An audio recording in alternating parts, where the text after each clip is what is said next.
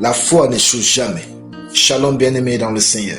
Notre méditation du jour s'intitule « La foi n'échoue jamais ». Nous tirons notre texte dans Romains le chapitre 4, les versets 21 et 22 qui nous disent ceci.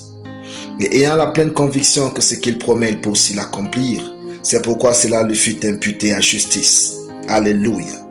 On remarque dans ces versets que la foi d'Abraham avait de l'efficacité en Dieu.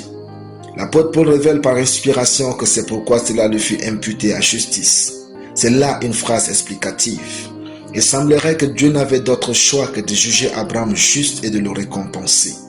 En effet, la foi d'Abraham en Dieu était si profonde qu'il lui donnerait Isaac, au point que Dieu n'a pas réussi à trouver un moyen de le lui refuser.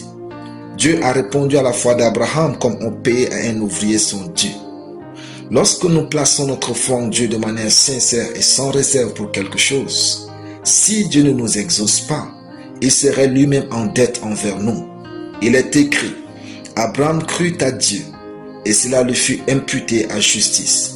Or, à celui qui fait une œuvre, le salaire est imputé non pas comme une grâce, mais comme une chose due. Romains 4, 3 à 4.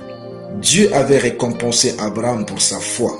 Nous comprenons que si nous croyons en Dieu pour une chose, il nous doit cette chose. Oui, Dieu nous est redevable quand nous croyons en sa capacité.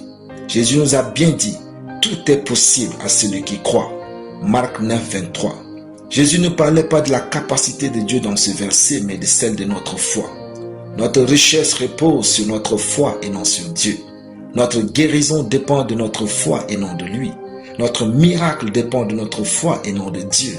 Car tout est possible à celui qui croit. Exerçons donc notre foi en Dieu. Elle n'échoue jamais. La foi est le secret derrière le succès.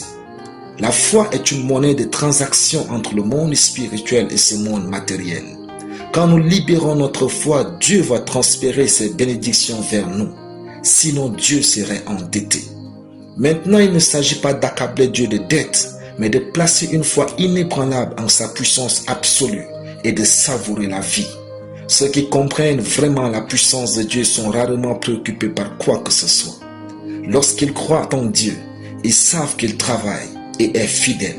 Si nous choisissons de placer notre foi en lui et de croire qu'il agit, nous verrons des miracles inouïs. Alléluia. Prions. Je sais que rien n'est impossible à Dieu et à sa puissance. Je reçois donc mon miracle et ma guérison au nom de Jésus. Amen. La lecture biblique en une année, 2 Chroniques chapitre 1 à 2 Chroniques chapitre 5. Soyez bénis, c'était le Père du ciel.